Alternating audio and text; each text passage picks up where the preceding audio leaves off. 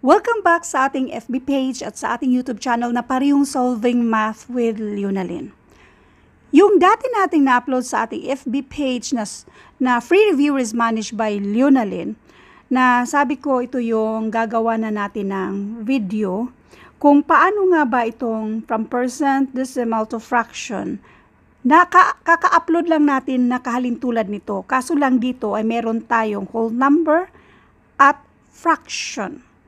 Now, sa previous, kung gusto nyong mapanood yung previous na nating na-upload, pwede nyong i-search sa ating YouTube channel, percent to decimal to fraction, pero idugtong lang yung Leonalyn para mas madaling ma-sort out yung dati na nating na-upload na kalintulad nito. Now, ang unang tanong natin, at marami pa namang nagkakamali nito, itong si 50%, equal ba siya sa 1/2%? So, pareho silang may percent sign. Ganon din na itatanong ko kung yung 50 ba, equal kaya yan siya sa 1/2? Ito naman ay parehong walang percent sign. Obviously, ang sagot dyan ay hindi yan sila equal. Obvious naman na si 50 ay more than 1 or whole number yung 50 na yan. At ito namang 1/2, yan ay half sa 1 or less than 1 yan siya. So therefore, masyadong malaki yung 50 kung ikumpara natin yan sa 1/2. Ang tanong, kailan ba sila magiging equal?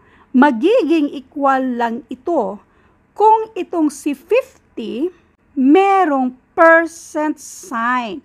Si 50 na merong percent sign, magiging equal lang yan sa 1/2 na walang sign. 1/2 lang. Or 0.5. Now, kung naintindihan nyo na itong si 50% at si 1/2% ay hindi equal, then therefore, mag-gets nyo rin na si 75% ay hindi rin yan equal sa 3/4%. Kapag sinabing percent means per 100. Solution number 1. 50% means 50 per 100. Ano ibig sabihin nito? 50 divided by 100. Ito namang si 1/2% means 1/2 per 100 or 1/2 divided by 100. Kung mag-convert tayo percent to decimal to fraction, kahit anong number pa yan, ganun at ganun pa rin ang gagawin natin. So, itong si 50 divided by 100, this is 0.5 or 1/2. So, this is 0.5 or 1/2. Ito namang 1/2 divided by 100, division of fraction tayo, kaya kopyahin si 1/2, ang division maging multiplication, at reciprocal nito ay 1/100. So therefore, this is 1/200, or this is 0.005. Now, let's do solution number 2. Dito tayo sa mas madali. Kopyahin natin itong 50. Yan. Tapos, yung decimal sa 50 ay nandito. Mag-move lang tayo ng decimal twice to the left side. 1, 2. At yan ay 0.5. Lagyan natin ng 0 before sa decimal para klaro yung decimal na yan. So therefore, this is 0.5. Sa fraction naman, di ba? 50% means 50 per 100. Hanapan lang ng greatest common factor para mas simplify natin yan. Ang greatest common factor ay 50. So therefore, this is 50 divided by 50, and that is 1. 100 divided by 50, and this is 2. Kaya, ang 50% in fraction ay 1/2. Next. Itong 1/2%, para mas madali, itong 1/2, gawin muna natin yung decimal, which is 0.5. So this is 0.5%. Ganun pa rin ang gagawin natin na mag-move tayo ng decimal twice to the left side. So therefore, i-drop natin itong percent sign na yan. Tapos yung decimal, 1, 2.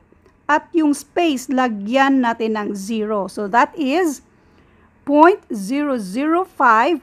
At before sa decimal, lagyan natin ng 0 para klaro yung decimal sign. So therefore, 1/2% ay 0.005. Now, doon naman sa fraction. 1/2% means 1/2 per 100 or 1/2 divided by 100. Kopyahin si 1/2, ang division maging multiplication, reciprocal nito ay 1/100. So, ang shortcut lang dyan ay kopyahin si 1/2, tapos dagdagan lang ng 2 zeros sa baba, and that is 1/200. Ito naman yung detalye. 1 times 1, and that is 1. 2 times 100, and this is 200. So, ang ginawa lang natin dito, yan lang yung detalye. Otherwise, kopyahin lang yung 1/2. 1/2 ba? Kopyahin lang, tapos dagdagan mo lang ng 2 zero sa baba. Next, 75% means 75 per 100. Pero anyway, wag na tayo dito. Doon na tayo sa from percent to decimal. Kopyahin lang yung 75. Yung decimal dito ay nandyan sa pinaka-right side. So therefore, i-move natin going to the left side twice. 1, 2. So that is 0.75. At before sa decimal na yan, maglagay tayo ng 0 para klaro yung decimal na nandyan sa gitna. So anyway, this is 0.75. Now, sa fraction naman, kung dito tayo sa 75%, 75 per 100 ang ibig sabihin yan. Now, kung dito naman tayo sa 0.75, kopyahin lang si 75. Maglagay ka ng 1 sa denominator. Now, ilang numbers ba after sa decimal? We have 1, 2. Dalawa yan siya, kaya dalawa ding 0 ang idagdag natin sa baba. So, ang ending, pareho silang 75/100. So, ito ay 75% means 75 per 100. So, anyway, hanapan natin yan ng greatest common factor which is 25 para ma-list natin yan siya. So, 75 divided by 25 and that is 3.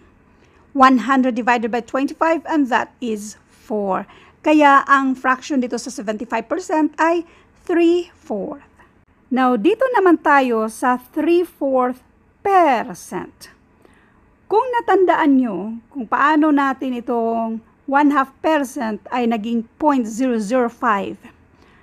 Itong 3/4, kopyahin mo na, i-convert mo na natin si 3/4 to decimal which is 0.75. Now, itong 0.75, yung 3/4 lang yan, nandun pa rin yung percent sign. Okay? Kasi si 3/4 na fraction, kinonvert lang natin to decimal. Yung fraction.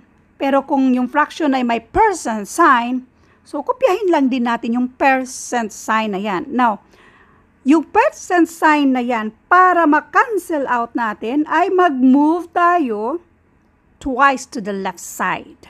So therefore, this is 1, 2. At yung space, lagyan ng 0. So therefore, this is 0.0075. So, i-rewrite lang natin. This is 0.0075. Ngayon, kung naalala nyo paano natin ito ginawa, ganun din ang gagawin natin sa 3/4%. Kopyahin lang si 3/4. At magdagdag lang tayo ng 2 zero sa baba. Therefore, this is 3/400. Ngayon yung 3/400, kung i-divide natin yung 3 divided by 400, ang sagot dyan ay 0.0075. Ulitin lang natin kung paano nga ba yan. 3/4% means per 100 or divided by 100. Division of fraction, kaya kopyahin si 3/4. Ang division maging multiplication at reciprocal ni 101/100. So, napansin nyo, 3 times 1 and that is 3. 4 times 100 and this is 400. So, therefore, this is 3/400. Ang fraction dito sa 3/4%. Thank you for watching and all I hope mayroon kayong naintindihan sa videong ito. Thank you and God bless.